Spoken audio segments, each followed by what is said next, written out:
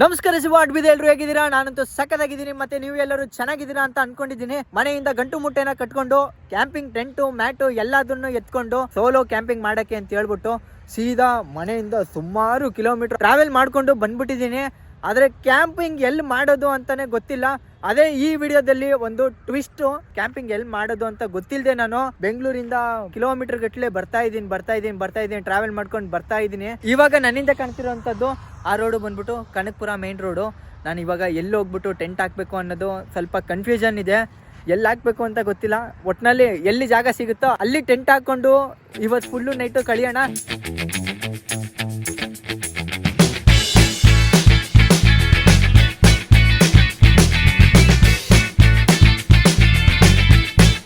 Google ಮ್ಯಾಪ್ನ ನಂಬ್ಕೊಂಡು ನಾನು ಮಾವತ್ತೂರು ಕೆರೆ ಅಂತ ಹೇಳ್ಬಿಟ್ಟು ಸೀದಾ ನಾನು ಬಂದರೆ ನೋಡಿ, ಮಾವತ್ತೂರು ಕೆರೆ ಇರೋದು ಇಲ್ಲಿ. ಇದು ನೋಡಿ, ನಾನಿರೋದು ಇಲ್ಲಿ. ಇದು ಯಾವುದೋ ತೋಟದ ಹತ್ರ ಬಂದು ಕರ್ಕೊಂಡು ಬಂದು ಬಿಟ್ಟಿದೆ. ಈ ಜಾಗದಲ್ಲಿ ಟೆಂಟ್ ಹಾಕ್ಬೋದಾ? ಸ್ವಲ್ಪ ಡೇಂಜರೇ ಇದೆ. ಊರಿನ ಜನಗಳನ್ನ ಕೇಳ್ಬಿಟ್ಟು ಎಲ್ಲಿ ಸೇಫ್ ಆಗಿರುವಂಥ ಜಾಗ ಇದೆ ಅಂತ ಕೇಳಿ ಅಲ್ಲಿ ಟೆಂಟ್ ಹಾಕೋಣ. ನಮ್ಮನ್ನು ಆವಾಗಲೇ ಗೂಗಲ್ ಮ್ಯಾಪ್ ಕರ್ಕೊ ಬಂದಿದ್ದು ರೋಡು ಇದು ಕಾಣಿಸ್ತಿದೆಯಾ? ಈ ರೋಡಲ್ಲಿ ಬಂದಿದ್ದು. ಮತ್ತೆ ಒಬ್ರು ಅಣ್ಣನ ನಾನು ಕೇಳಿದೆ ಹೆಂಗೆ ಹೋಗೋದು ಮಾವತ್ತೂರು ಕೆರೆಗೆ ಅಂತ ಹೇಳ್ಬಿಟ್ಟು. ಅವರು ಈ ದಾರಿನ ತೋರಿಸಿದ್ರು. ಈ ಎರಡು ಒಂದೇ ದಾರಿ, ಒಂದೇ ಸೀದಾ ಬರ್ಬೋದು. ಸೀದಾ ನಾನು ಹಂಗೆ ಮುಂದೆ ಕಡೆ ಬರ್ತಿದ್ದೆ. ಮುಂದೆ ಬರ್ತಾ ಬರ್ತಾ ಬೆಂಕಿ ಹಾಕೋರೆ, ಏನಕ್ಕೆ ಹಾಕೋರೆ ಅಂತ ಗೊತ್ತಿಲ್ಲ. ಅಲ್ಲೆಲ್ಲ ಫುಲ್ ಬೆಂಕಿ ಹಾಕೋರು ನೋಡಿ.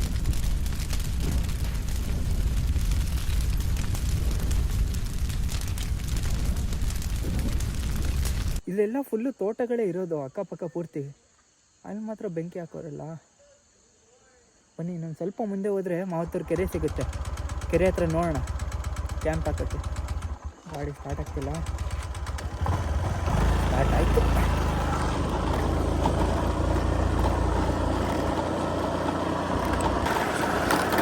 ಮಾವತ್ತೂರು ಕೆರೆ ನನ್ನ ಹಿಂದೆಗಡೆನೇ ಇರೋದು. ನಾನು ಮಾವತ್ತೂರು ಕೆರೆ ಬಿಟ್ಬಿಟ್ಟು ಸೀದಾ ನಾನು ಮೇನ್ ರೋಡ್ ಕಡೆ ಹೋಗ್ತಾ ಇದ್ದೀನಿ. ಮಾವತ್ತೂರು ಕೆರೆ ಹತ್ರ ಕ್ಯಾಂಪ್ ಹಾಕ್ಬೋದಾಗಿತ್ತು. ಅಲ್ಲಿನ ಸ್ಥಳೀಯರ ಹತ್ರ ನಾನು ಕೇಳಿದ್ದಕ್ಕೆ ಏನಂದರು ಅಂದರೆ, ಬೇಡ ಬ್ರೋ ಹಾಕ್ಬೇಡಿ, ಇಲ್ಲಿ ಚೆನ್ನಾಗಿರಲ್ಲ. ನೀವು ಬಂಡೆ ಅಂತ ಒಂದು ಜಾಗ ಐತೆ, ಆ ಬಂಡೆ ಹತ್ರ ಹೋಗಿ ಅಲ್ಲೊಂದು ಜಾಗ ಐತೆ, ಆ ಜಾಗದ ಹತ್ರ ಹಾಕಿ ಊರಿನ ಮಧ್ಯ ಚೆನ್ನಾಗಿರುತ್ತೆ ಅಂತ ಹೇಳಿದ್ರು. ಬೆಳಗ್ಗೆ ಇಲ್ಲಿ ಬಂದು ನೋಡಿ ಸನ್ರೈಸಿಗೆ ಸಖತ್ತಾಗಿರುತ್ತೆ ಅಂದರು. ಆದ್ದರಿಂದ ನಾನು ಊರಿನ ಒಳಗೆ ಹೋಗ್ತಾ ಇದ್ದೀನಿ. ಎಲ್ಲಾದರೂ ಒಳ್ಳೆ ಜಾಗ ಸಿಗುತ್ತಾ ಅಂತ ನೋಡೋಣ. ಜಾಗ ಸಿಗೋದೇ ಇಷ್ಟೊತ್ತಾಗ್ತೈತಲ್ಲಪ್ಪ, ಇನ್ನು ಯಾವ ಕ್ಯಾಂಪ್ ಹಾಕೋದು? ಫುಲ್ಲು ಕತ್ಲಾಗೋಯ್ತು. ಆವಾಗಲೇ ನಾನು ಇದೇ ಜಾಗದಲ್ಲಿ ನಿಮಗೆ ತೋರಿಸಿದ್ದು, ಬೆಳಕಿತ್ತು, ಇವಾಗ ಕತ್ಲಾಯಿತು ನೋಡಿ.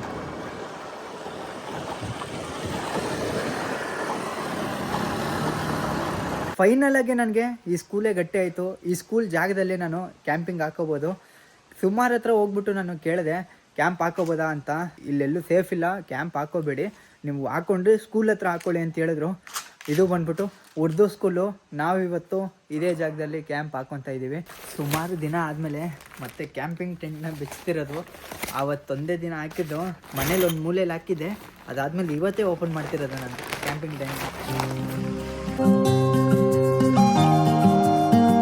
ಸುಮಾರು ದಿನ ಆದಮೇಲೆ ಟೆಂಟ್ ಹಾಕ್ತಿದ್ದೀನಲ್ಲ, ಮರ್ತೇ ಹೋಗ್ಬಿಟ್ಟಿದ್ದೀನಿ ಹೆಂಗೆ ಟೆಂಟ್ ಹಾಕೋದು ಅಂತ.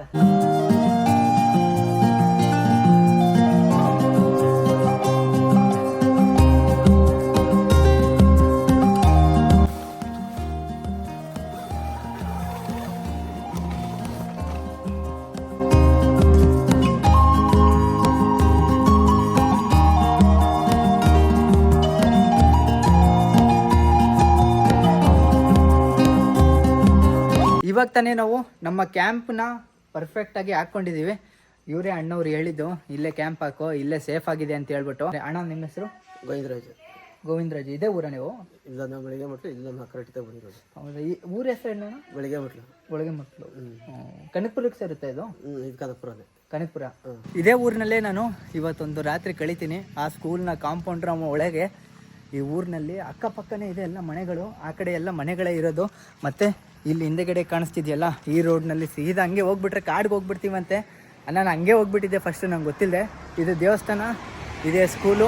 ಈ ಸ್ಕೂಲ್ ಹತ್ರನೇ ನಮ್ಮ ಕ್ಯಾಂಪಿಂಗ್. ಇವತ್ತು ಕ್ಯಾಂಪ್ನ ಒಳಗೆ ಬಂದು ನಾವು ಕುತ್ಕೊಂಡಿದ್ದೀವಿ. ಇವಾಗ ನಮ್ಮ ಕ್ಯಾಂಪಿಂಗ್ನಲ್ಲಿ ಬಂದ್ಬಿಟ್ಟು ಊಟ ಎಂದಿನಂತೆ ಮ್ಯಾಗಿ ಮಾಡ್ಕೊಂಡು ತಿಂತೀವಿ. ಬೆಳಗ್ಗೆಗೆ ಒಳ್ಳೆ ಬ್ರೇಕ್ಫಾಸ್ಟು. ಅಂದರೆ ಹೆಲ್ತಿ ಬ್ರೇಕ್ಫಾಸ್ಟ್ ಮಾಡೋಕ್ಕೆ ಅಂತ ಹೇಳ್ಬಿಟ್ಟು ಎಲ್ಲನೂ ತಂದಿಟ್ಕೊಂಡಿದ್ದೀನಿ. ಇವಾಗ ನಾವು ಮ್ಯಾಗಿನೇ ಮಾಡಬೇಕು. ಬೇರೆ ಐಟಮು ಏನಾದರೂ ಮಾಡ್ಕೊಳ್ಳೋಣ ಅಂತ ಅಂದ್ಕೊಂಡಿದ್ದೆ, ಈ ರೈಸ್ ಬಾತು ಅಥವಾ ಈ ಪಲಾವು ಆ ಥರ ಮಾಡೋಣ ಅಂತ ಅಂದ್ಕೊಂಡಿದ್ದೆ. ಅವೆಲ್ಲ ಐಟಮ್ ತಂದು ಕಟ್ ಮಾಡಿ ಎಲ್ಲ ಮಾಡೋಷ್ಟೊತ್ತಿಗೆಲ್ಲ ಟೈಮ್ ಆಗಿಬಿಡುತ್ತೆ. ಮತ್ತು ಇದು ಸಡನ್ ಪ್ಲ್ಯಾನ್ ಆಗಿದ್ದು, ಕ್ಯಾಂಪಿಂಗ್ ಮಾಡೋಣ ಅಂತ ಹೇಳ್ಬಿಟ್ಟು ಪಟ್ಟಂತ ಹಂಗೆ ಎತ್ಕೊಬಂದ್ಬಿಟ್ಟೆ. ಇದು ಗೊತ್ತಲ್ಲ ನಿಮಗೆ, ಫೋಲ್ಡಿಂಗ್ ಸ್ಟವ್. ಇದರೊಳಗೆ ಗ್ಯಾಸ್ ಇರುತ್ತೆ. ಇದು ಬ್ಯೂಟಿಯನ್ ಗ್ಯಾಸ್. ಇದು ಚಿಕ್ಕದು ಗ್ಯಾಸ್ ಸ್ಟವ್. ಈ ಗ್ಯಾಸ್ ಸ್ಟವ್ನ ಯಾವ ಥರ ಫಿಕ್ಸ್ ಮಾಡೋದು ಅಂದರೆ, ಈ ಬ್ಯೂಟಿಯನ್ ಗ್ಯಾಸ್ ಇದೆಯಲ್ಲ, ಈ ಗ್ಯಾಸು ಇದೇನು ಕಾಣಿಸ್ತಿದೆ ಮೂತಿ, ಇದ್ರೊಳಗೆ ಹೋಗಬೇಕು. ಇಲ್ಲಿ ಗ್ಯಾಪ್ ಏನಿದೆ ಇಲ್ಲಿ ಕ್ಲೋಸ್ ಆಗಿದೆ ನೋಡಿ, ಕರೆಕ್ಟಾಗಿ ಇದು ಒಳಗೆ ಹೋಗಿ ಪ್ರೆಸ್ ಮಾಡಿ ಹಿಂಗೆ ಅಮ್ಸಿ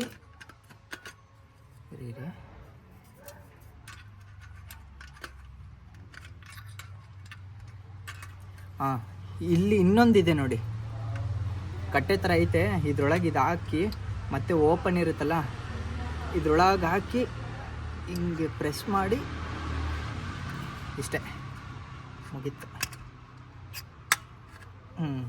ಮುಗೀತು. ಟೈಮ್ ಈಗ 7:49 ಇರೋದೇ ಈ 2 ಬಾಟ್ಲ್ ನೀರು ಅಷ್ಟೇ. ಈ ದೊಡ್ಡ ಬಾಟ್ಲ್ ನೀರು ಮತ್ತು ಇದೊಂದು ಚಿಕ್ಕ ಬಾಟ್ಲ್ ನೀರಿದೆ. ಆ ನೀರು ಆವಾಗಲೇ ಖಾಲಿ ಆಯಿತು ಚಿಕ್ಕ ಬಾಟ್ಲದು. ಇವಾಗ ದೊಡ್ಡ ಬಾಟ್ಲ್ ನೀರು ಹಾಕ್ತಿದ್ದೀನಿ. ಇಷ್ಟೇ ನೀರಲ್ಲಿ ನಾವು ನಾಳೆ ಬೆಳಗ್ಗೆ ಗಂಟೆ ಸರ್ವೈವ್ ಆಗಬೇಕು.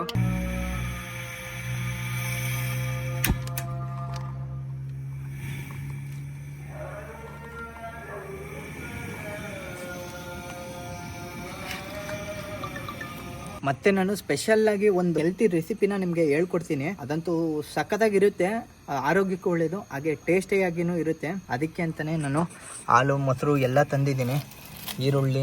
ಆ ರೆಸಿಪಿ ನಾನು ಮಾಡಿ ತೋರಿಸ್ತೀನಿ. ಈ ಕ್ಯಾಂಪ್ನ ಒಳಗಡೆ ಈ ಥರ ಇದೆ, ಎಲ್ಲ ಸಾಮಾನುಗಳನ್ನೆಲ್ಲ ಇಲ್ಲೇ ಇಟ್ಬಿಟ್ಟಿದ್ದೀನಿ ನಾನು. ಕ್ಯಾಂಪ್ನ ಬಾಗ್ಲಂತೂ ಓಪನ್ ಆಗಿರಲೇಬೇಕು, ಯಾಕಂದರೆ ನಾನು ಚಳಿ ಇರುತ್ತೆ ಅಂತ ಅಂದ್ಕೊಂಡಿದ್ದೆ. ಕ್ಯಾಂಪ್ನ ಒಳಗೂ ಬೆಚ್ಚಗಿದೆ, ಹೊರಗೂ ಬೆಚ್ಚಗಿದೆ.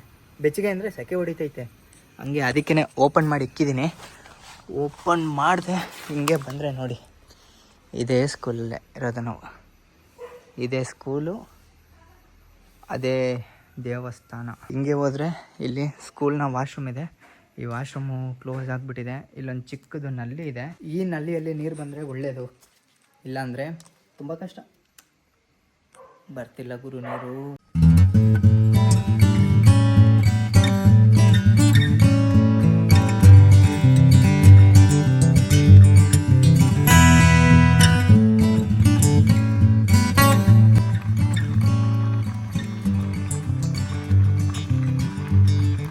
ಇವಾಗ ನಮ್ಮ ಮ್ಯಾಗಿ ರೆಡಿ ಆಗಿದೆ. ಲೈಫಲ್ಲೇ ಫಸ್ಟ್ ಟೈಮು ಗುರು ಮ್ಯಾಗಿ ಮಾಡೋಕ್ಕೆ ಭಯಪಟ್ಟಿರೋದು. ಅಂದರೆ ಯಾಕೆ ಭಯಪಟ್ಟೆ ಅಂದರೆ, ನಾನು ಈ ಟೆಂಟ್ನ ಒಳಗೆ ಕುಕ್ಕಿಂಗ್ ಮಾಡೋದೇ ಸ್ವಲ್ಪ ಭಯ ಜಾಸ್ತಿ. ಯಾಕಂದರೆ ಇಲ್ಲಿ ನಾನು ಬೆಂಕಿ ಹಚ್ಚಿರ್ತೀನಲ್ಲ, ಅಕಸ್ಮಾತಾಗಿ ಇಲ್ಲಿ ಏನಾದರೂ ಹತ್ಕಿತ್ಕೊಬಿಟ್ರೆ ಫುಲ್ಲು ಟೆಂಟ್ ಹತ್ಕೊಂಡು ಉರಿದೋಗ್ಬಿಡುತ್ತೆ. ಅದಕ್ಕೆ ಸ್ವಲ್ಪ ಜಾಸ್ತಿ ಹುಷಾರಾಗಿರಬೇಕು ಟೆಂಟ್ನಲ್ಲಿ ಕುಕ್ಕಿಂಗ್ ಮಾಡ್ಬೇಕಾರೆ.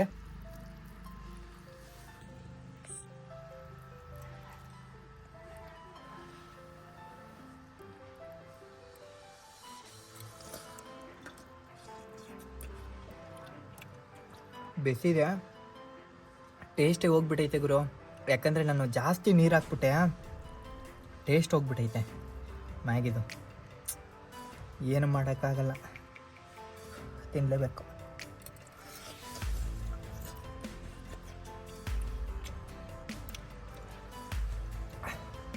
ರುಚಿ ಇಲ್ಲ. ಇವಾಗ ನಾವು ಅನ್ನನ ಮಾಡಬೇಕು. ಎಸ್, ಕರೆಕ್ಟು, ಅನ್ನನ ಮಾಡಬೇಕು. ಏನಕ್ಕಂದರೆ ಆ ಸೀಕ್ರೆಟ್ ರೆಸಿಪಿನ ನಾವು ಮಾಡಬೇಕಂದ್ರೆ ಅನ್ನ ಇರಲೇಬೇಕು. ಆದ್ದರಿಂದ ನಾವು ಅನ್ನನ ಮಾಡೋಣ. ಮ್ಯಾಗಿ ಮಾಡೋದೇ ಹೆವಿ ಕಷ್ಟ ಆಗೋಯ್ತು ಗುರು, ಇನ್ನು ಅನ್ನ ಮಾಡೋದು ಹೆಂಗೆ? ನನ್ನ ಪ್ರಕಾರ ಅನ್ನಕ್ಕೆ ಇಷ್ಟು ನೀರು ಸಾಕು ಅಂತ ಅಂದ್ಕೊಂಡಿದ್ದೀನಿ.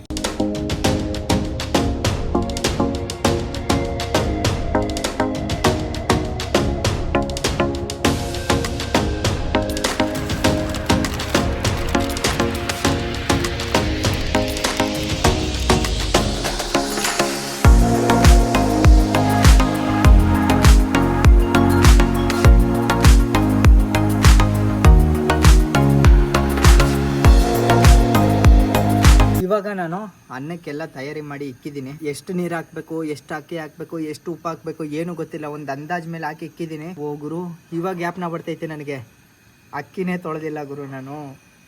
ಅಕ್ಕಿ ತೊಳೆದಿರೆ ಅನ್ನ ಮಾಡ್ತಾ ಇದ್ದೀನಿ. ಇರಲಿ ಬಿಡಿ. ಆ ರೆಸಿಪಿ ಮಾಡಬೇಕಂದ್ರೆ ಬಿಸಿ ಅನ್ನ ಬೇಕು ಅನ್ನೋ ಅವಶ್ಯಕತೆ ಇಲ್ಲ. ತಂಗ್ಳನ್ನೇ ಬೆಸ್ಟ್. ಅದಕ್ಕೆ ತಂಗ್ಳನ್ನ ಇದ್ರೇ ಸಾಕಾದಾಗ ಬರುತ್ತೆ ಆ ರೆಸಿಪಿ. ಇವಾಗ ತಾನೇ ನಮ್ಮ ಕ್ಯಾಂಪ್ನ ಒಳಗಡೆ ಬಂದ್ಬಿಟ್ಟು ಅನ್ನನ ಮಾಡಿದ್ವಿ. ಅನ್ನ ಒಂದು ರೇಂಜಿಗೆ ಪರವಾಗಿಲ್ಲ ಗುರು, ಆಗಿದೆ. ಗಾಳಿ ಹೋಗ್ಲಿ ಅಂತ ಹೇಳ್ಬಿಟ್ಟು ಇಕ್ಕಿದ್ದೀನಿ.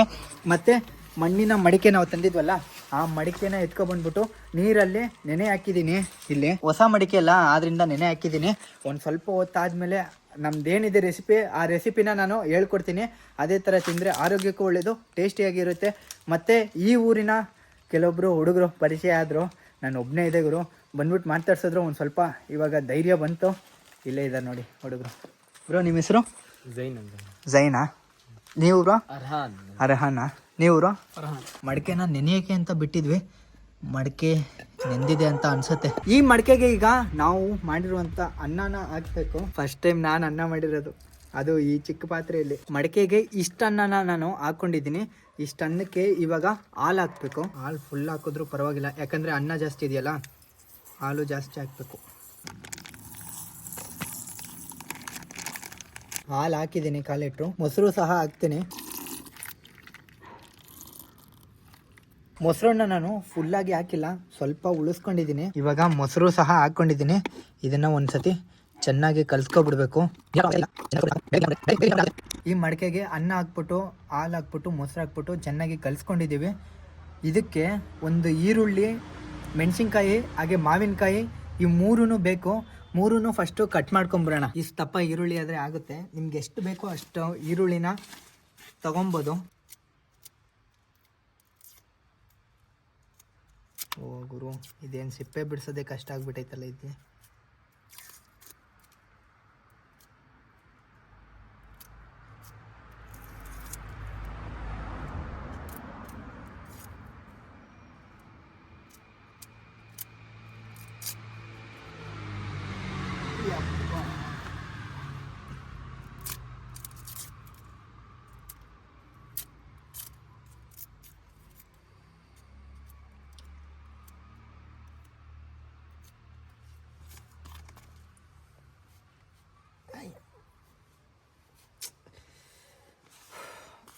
ಯಾರ ಮುಂದೆ ಅಳದೇ ಇರೋನು ಈರುಳ್ಳಿ ಮುಂದೆ ಅಳ್ತಾ ಇದ್ದೀನಿ.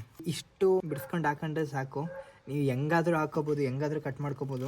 ಈರುಳ್ಳಿನ ನಾವು ಕಟ್ ಮಾಡ್ಕೊಂಡು ಹಾಕ್ಕೊಂಡಿದ್ದೀವಿ. ಇವಾಗ ಮಾವಿನಕಾಯಿನ ಕಟ್ ಮಾಡಿಕೊಂಡು ಹಾಕೋಬೇಕು. ಈ ಮಾವಿನಕಾಯಿನ ಬೆಲೆ ಎಷ್ಟಿರ್ಬೋದು ಅಂತ ಗೆಸ್ ಮಾಡಿ ನೋಡೋಣ.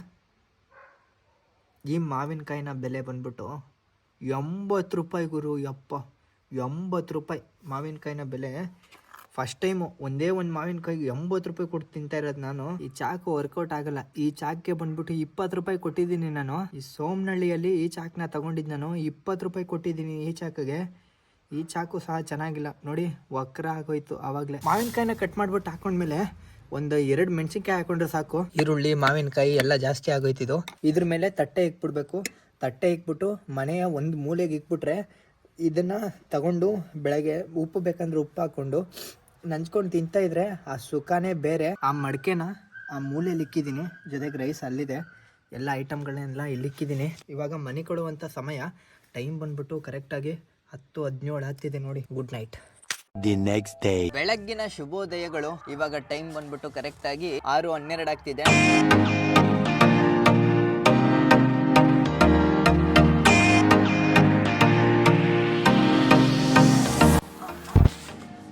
ಇನ್ನ ಬೆಳಕೆ ಆಗಿಲ್ಲ ಗುರು. 6:12 ಆಗ್ತೈತಿ, ಇನ್ನ ಬೆಳಕಾಗಿಲ್ವಲ್ಲ ಇಲ್ಲಿ.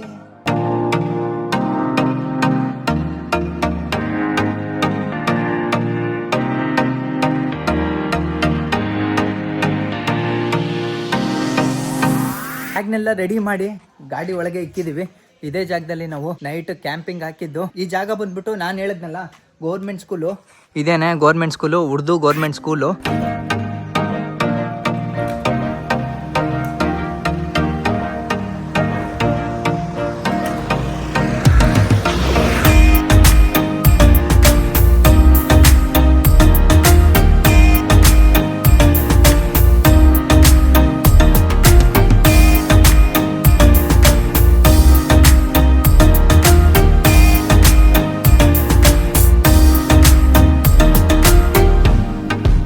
ಇದೇ ನೋಡಿ ಮಾವತ್ತೂರು ಕೆರೆಯ ಪಾರ್ಕಿಂಗು. ಈ ಪಾರ್ಕಿಂಗಲ್ಲೇ ನಮ್ಮ ಗಾಡಿ ಸಹ ನಿಲ್ಸಿದ್ದೀವಿ.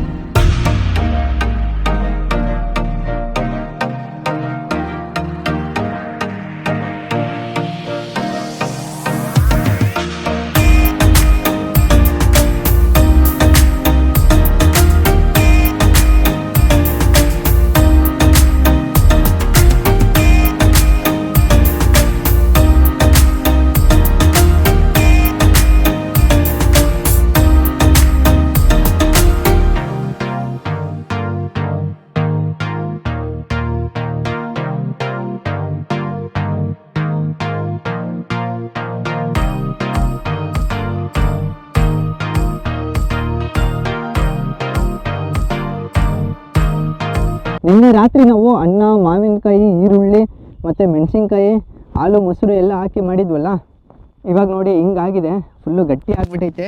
ಇದಕ್ಕೆ ಬಂದ್ಬಿಟ್ಟು ಒಂದು ಸ್ವಲ್ಪ ನೀರು ಹಾಕಬೇಕು. ಉಪ್ಪು ಹಾಕ್ಕೊಂಡಿದ್ದೀನಿ, ಅಡಿಯಿಂದ ತಗೊಂಡು ಎಲ್ಲ ಚೆನ್ನಾಗಿ ಕಲಿಸ್ಬಿಟ್ಟು ಇವಾಗ ಒಂದು ತುತ್ತನ್ನ ಬಾಯಿಗೆ ಇಕ್ಕೊಳ್ಳೋಣ, ಜೊತೆಗೆ ಮಾವಿನಕಾಯಿ ಜೊತೆ.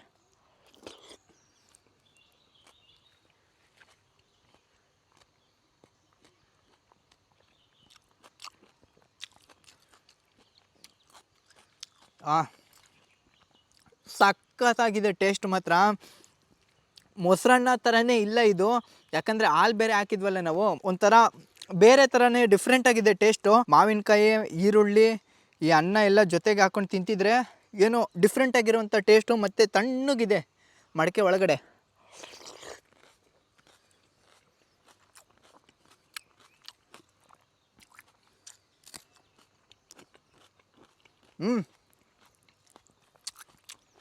ಮೆಣಸಿನ್ಕಾಯಿ ತಿಂದಿದ್ದಕ್ಕೆ ಇನ್ನೂ ಸಕ್ಕತ್ತಾಗೈತೆ ಟೇಸ್ಟ್ ಮಾತ್ರ. ಇವಾಗ ತಾನೇ ನಾನು ಜಸ್ಟ್ ತಿಂದು ಮುಗಿಸ್ದೆ, ಲಾಸ್ಟಲ್ಲಿ ನೀರು ಕುಡಿದಿದ್ದಕ್ಕೆ ಫುಲ್ ಎಲ್ಲ ಒಳಗಡೆ ಎಲ್ಲ ಕೋಲ್ಡ್ ಥರ ಫೀಲ್ ಆಗ್ತಿದೆ.